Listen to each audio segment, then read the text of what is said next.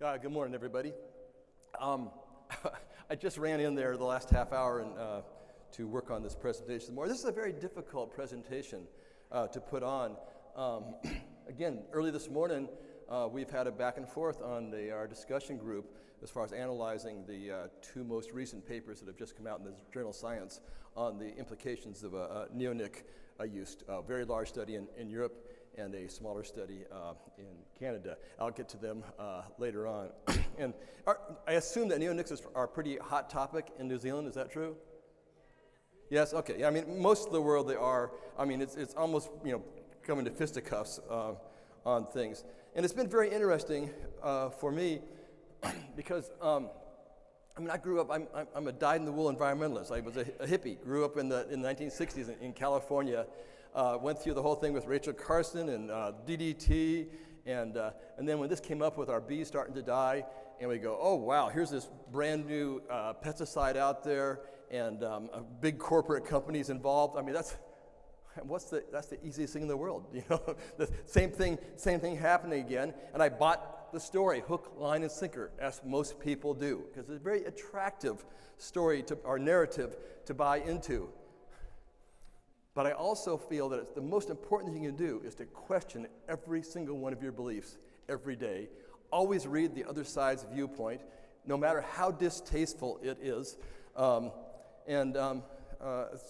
If we talked about that this morning, there's this anti-environmentalist blogger, Paul Dryson, who's really a great writer. And man, if you are an anti-environmentalist, you want to read his blog every day. It turns my stomach to read it. But I read it because I want to hear the other side. So that's important to do. Always keep your mind open to the other side and be ready to change your mind anytime if you see new information. Okay, let me stand here so I can see. So the first thing is, let's talk about what are pests. There's no such thing as a pest in nature. There's no judgment in nature. Things just are in nature. That's just the way they happen. Nobody does something for a cause or for a reason. It's just that's the way things have worked out. It's not until humans come in and start doing monocultures, growing a whole bunch of crops in one place, that you get pests. The other thing is to understand what's the number one environmental competitor for the honeybee. And that is the most voracious invasive species on the planet Earth, which are Homo sapiens. 7 billion of us consuming the resources of Earth. At the current rate of population growth, we're having 200,000 new human beings additionally on Earth every single day, 365 days a year. 200,000 additional mouths to feed and to clothe every single day. On average on the planet Earth, it takes about a hectare of land to feed and clothe a single human being. So we have three really tough environmental choices of what we're going to do. The first thing is to clear an extra 200,000 hectares of virgin biologically productive land every single day, to create new farmland to feed and clothe those new human beings. That would wipe out most of the species, or many of the species on Earth. Very unattractive. The second thing is to massively reduce the human population. Politically, that is also unattractive. So your only third option is to grow more food on the existing converted biologically productive land, our current farmland, and get more food per hectare every single year. That's your only three choices, none of which are very attractive. Okay, so it's, be realistic about where we are on this planet. The best thing we can do is reduce the human population, but that's until we get the next good virus pandemic going, that's probably not going to happen, or unless Trump and Lee over there start pushing buttons, that might do something also. Pesticides. This is not a new thing. This is from 1934 in the U.S. We were putting a lot of nasty chemicals on our crops. Things such as the arsenicals and the copper things, those don't go away. You spray an arsenical on a crop, and it's there forever. What we're finding in the U.S., in the southern United States, where they used to grow apple trees and pear trees, and they sprayed them with these arsenicals, and then many years, 60 years later, now they're converted it to rice land, and they found out, wow, rice just happens to pick up arsenic and put it into the rice grain. We find out we've been poisoning our babies with arsenic from the rice. From these insecticides that were applied 3 generations ago. Okay, so that's long before synthetic pesticides. That's what, the old school pesticides. So it was a nasty situation, and beekeepers complained about pesticides a lot back then. Then in World War II, we've come up with some new synthetic pesticides, and they were miracles. DDT was an absolute miracle. You could spray it in a swamp, killed all the mosquitoes. You could shove it in your clothes, spray all the body lice. I mean, it was like a dream come true, made it easy for farming. Interestingly, it was pretty easy on honeybees. When DDT was removed from the market, honeybee deaths went way up because it was a fairly safe insecticide for honeybees, but killed a lot of other things. The problem was it was an organochlorine. And when you put a chlorine atom onto a hydrocarbon chain, they tend not to degrade environmentally. And these organochlorines had a very long effective life. The other thing that they did is when they were ingested by something at the bottom of the food chain, they were past the next level up in the food chain. In the food chain, you have roughly a 10-to-1 multiplication, each step up the food chain. And they wound up in the fat bodies of animals that were high on the food chain. And when they went out to test humans to see how much if they had DDT in their fat, they couldn't find a human being on Earth, even if you went to the most remote civilizations on the planet, that didn't have DDT in the fat bodies and wasn't going into the mother's milk for the kids. So it really built up in the food chain, got high in the aquatic systems, and wound up building up in some of the raptor species of birds and weakening the shells, and then those birds were having problems. Anyway, this Rachel Carson, environmentalist, wrote this book. This book would never, if it were published today, it would be torn apart by scientists because there was a lot of inaccuracies and exaggerations in it. But that aside, it kickstarted the environmental movement. It, based upon Silent Spring, the EPA was founded in the United States, and we started looking at our impact on the environment by these chemicals that we were putting out there. And even today, since the early 70s when that book was published, we're still using a ton of pesticides, putting them into the environment. Way too many. We could reduce this tremendously and still grow the same amount of crops if we could get farmers to practice integrated pest management. But that's not going to happen until you guys vote with your dollars and force them to start doing it. But we are making some progress. The worst of them, the dirty dozen, the persistent organic pollutants, have pretty much been phased out in most of the developed countries and many of the less developed countries. So we're moving ahead. This is evolution, just like I spoke about evolution yesterday and the day before.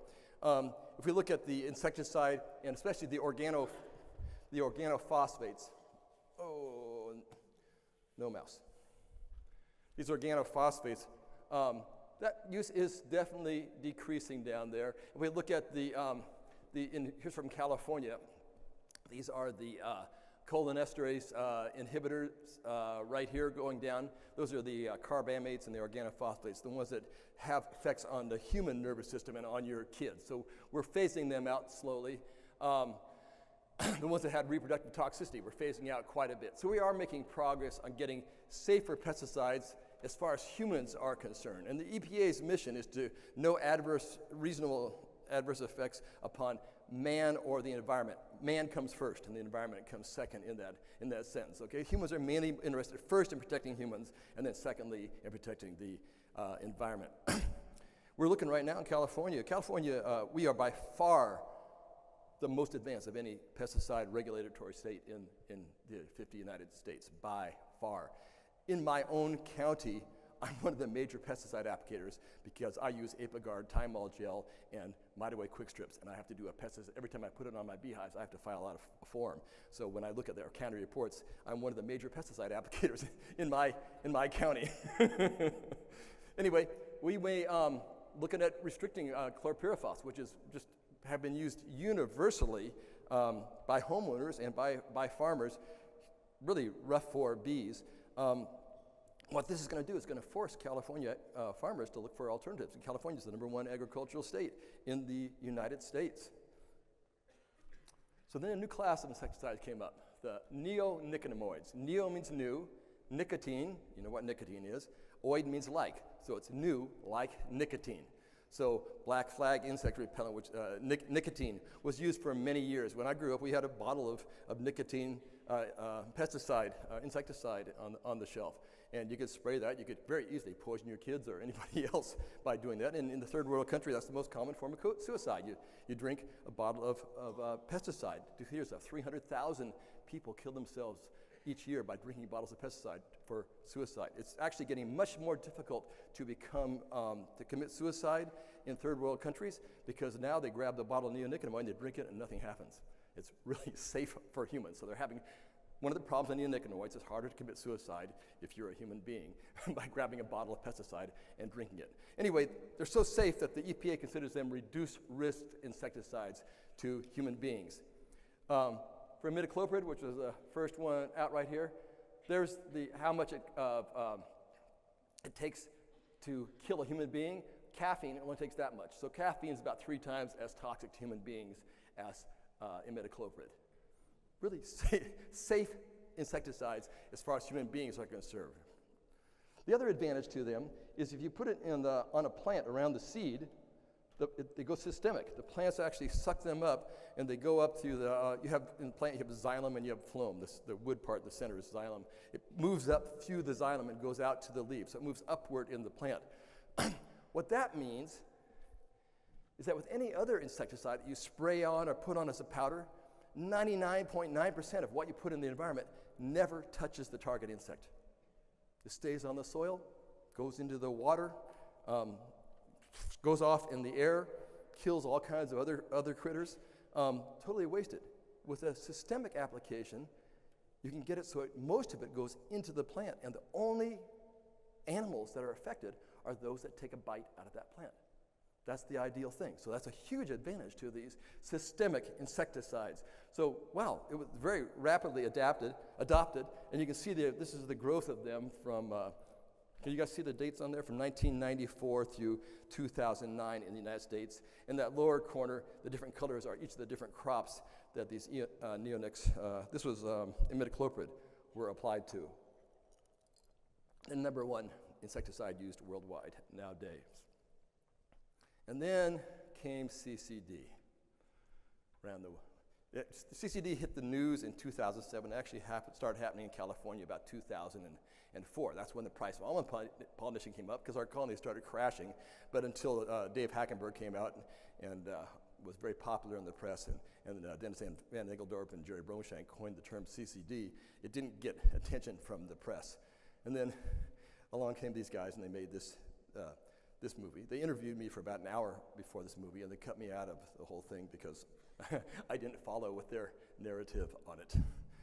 The French got very much involved in protests because their bees started dying and came up with all these protests, and the news media just loves this stuff, these protests, and they followed these. There's Dave Hackenberg himself, and suddenly Dave, this obscure beekeeper, was a celebrity, and some people just really like being celebrities, and the problem is once you become a celebrity with a single narrative, it's really hard to reverse your narrative. I really admire people like the guy with the GMOs in Europe. After years of protesting him, said, "Wow, I got it all wrong," and you flip sides, and people say, "Oh, you just sold out." Well, no, you didn't sell out. You suddenly actually looked at the evidence.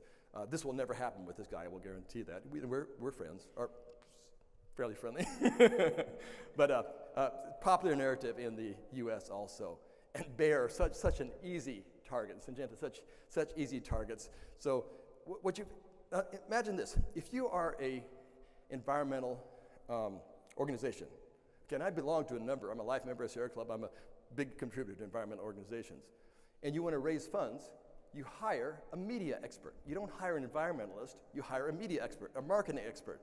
And a marketing expert knows the best way to raise money is by fomenting fear. I mean, the best way to sell anything is by fear, okay? So you start a campaign based upon fear, and you say, "Send me money." And it works. It's unethical as hell. But that's what the environmental groups do, because they don't hire environmentalists to market, they hire media experts to market. And I've taken the Sierra Club to task on this. And now, this is not a scientific debate mainly. This is a emotional and a public perception debate. Who can market their narrative to the public? And it becomes political at very high levels with some really shaky stuff in Europe with the French former French president appointing some shenanigans with the agriculture, taking one of the regulators from EFSA and appointing him as agriculture minister because of things happening. It's just ugly. But it's not science. And a few of us said, wait a minute. This is not, the facts aren't fitting this, okay?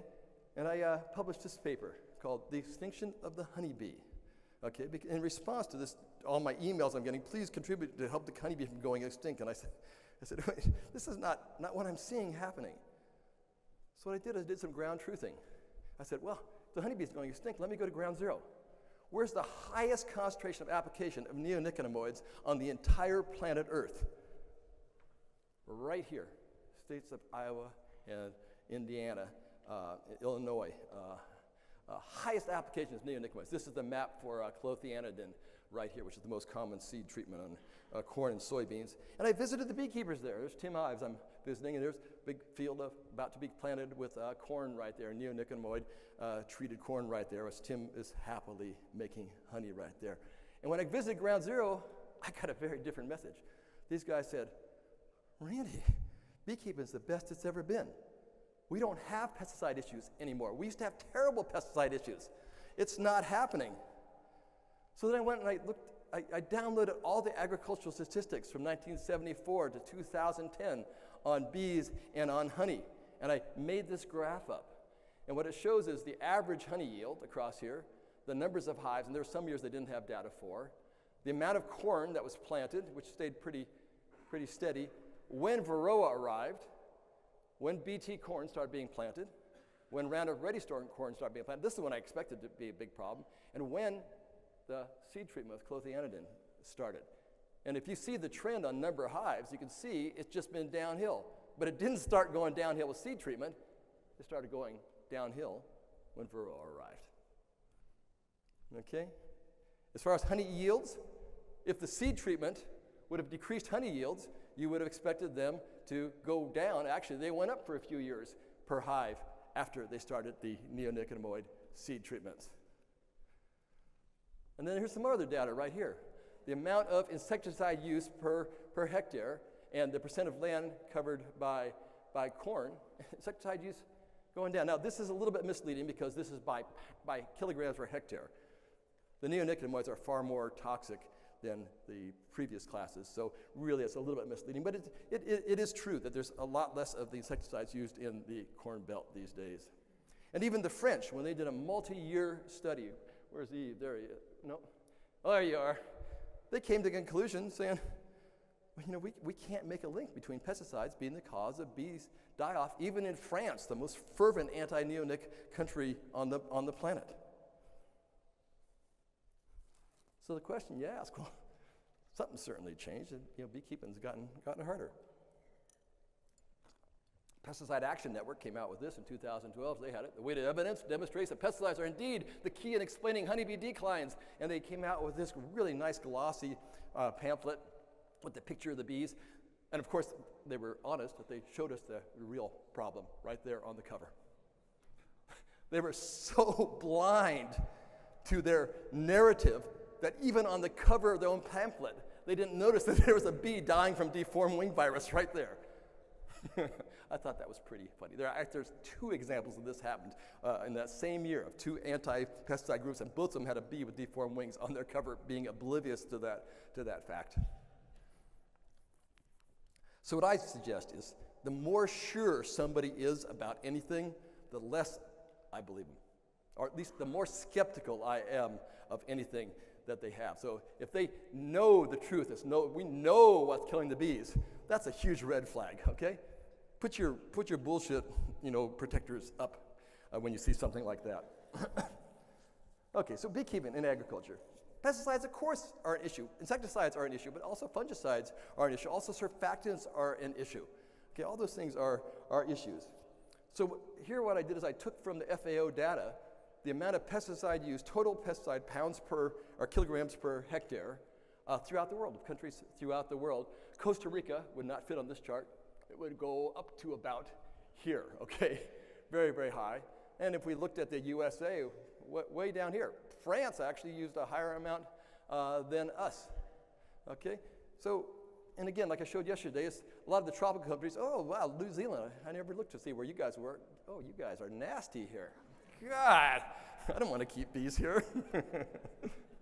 Here's California, Central Valley, southern part around the Bakersfield area. You can do this in the US.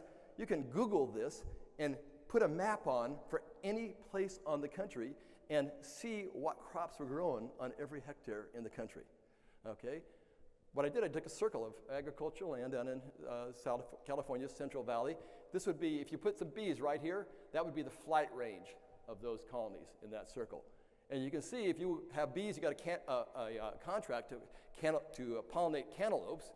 You're not only going to be pollinating the cantaloupes right here, your bees are going to be exposed to a whole bunch of other crops. They're also going to get different pesticides sprayed on them at different times. What we find is, like with almond pollination, there were some large kills the last 2 years in almond pollination,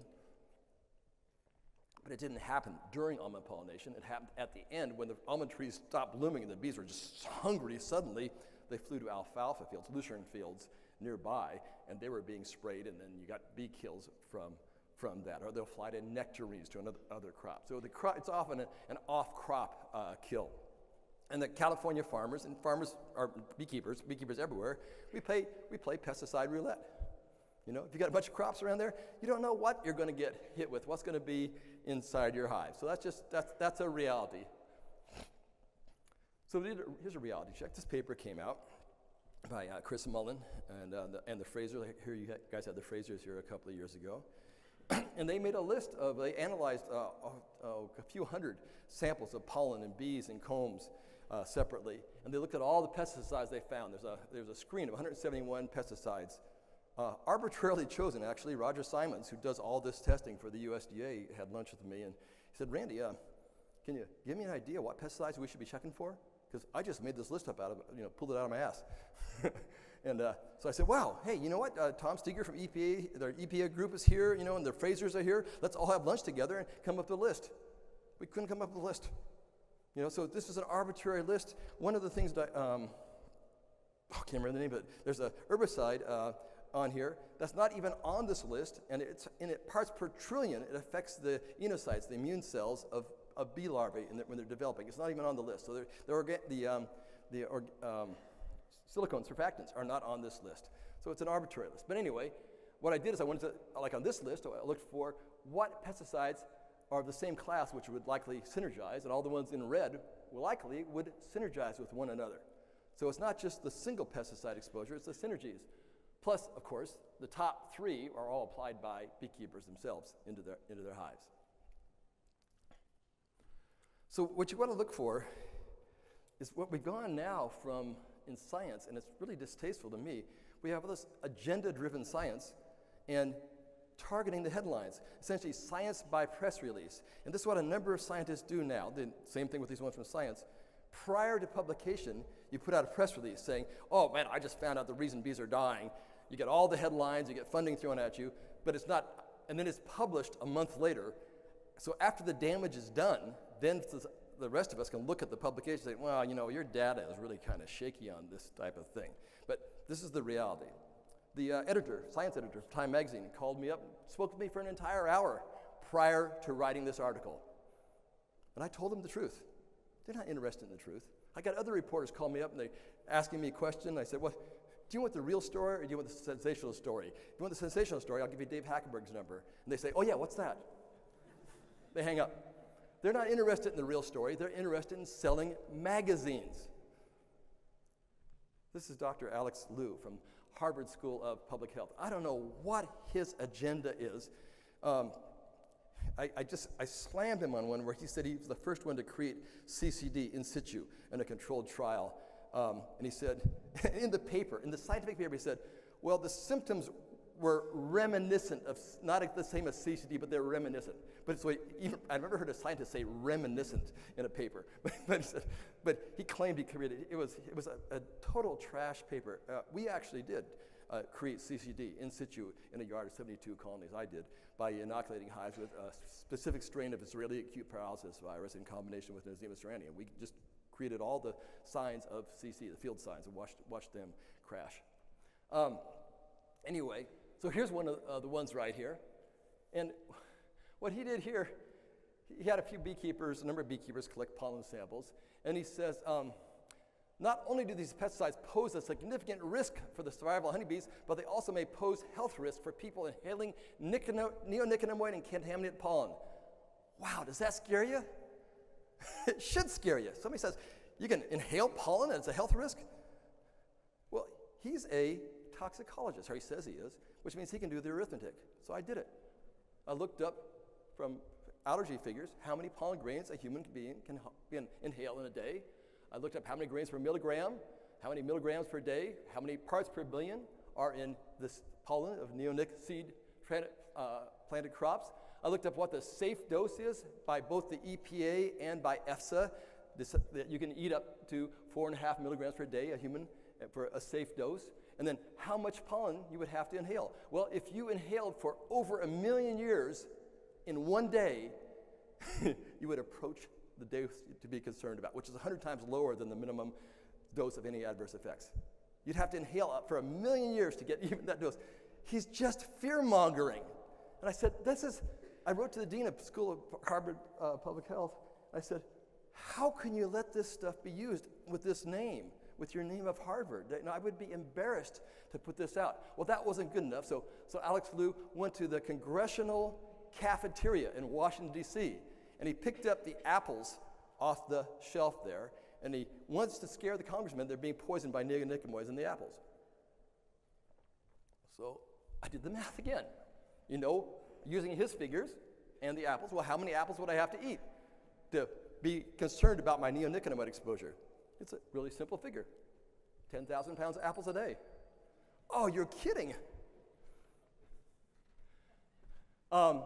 Anyway, anti-neonicotinoid research has become a cottage industry in Europe. Tell you what, I'm going to do something here. I'll pause at the break, and the rest, you want to see the rest of the story? I'll do it through the break. I'll finish it off. Okay? Right. But do I have to stop at then? Or can I just let everybody who wants to leave go? What's that? Oh, I thought it was the break. Oh, God. Okay. Sorry. Spurious correlations. Be careful of these. This is the correlation between the number of people who died by becoming tangled in their bed sheets and per capita cheese consumption. So watch your cheese consumption. Here's another one that piles up. I analyzed these guys' data, and then I corresponded with the researcher, and I looked at how many. This is from Sacramento County, near me, and I talked to the entomologist. He said, well, actually, I didn't want to publish that paper, but my grad students really needed it because I saw the decline of butterflies start happening 10 years before the Eunuchs. But it gets published anyway. Now, they're not harmless. Judy Wu has some good effects on the neonics on nucleus colonies, but once the colony gets big, the effect goes away. This one from Jeff Williams on Queens, I'm concerned about, and I would have returned to it. So confirm your statistics. This is the one that just came out in Science magazine, where they said that the press release was large-scale study shows that harvest bees. All the greens were no impacts. The positives means that the neonics made the bees stronger, and the dark greens said they made them look weaker. Are you guys convinced that neonics hurt bees? Then this other one that came out in Science, here's the evidence that it hurt queens. I was concerned about that. There were 5 colonies in one group and 4 colonies in the other group. And the control group, all but one went queenless and then recovered because they swarmed. And the treated group, they also went queenless, but then they started recovering, and then they stopped collecting data before they could requeen themselves. Okay? I'll maybe do this afternoon, too. Oh. Oh. All right, thank you. I got it.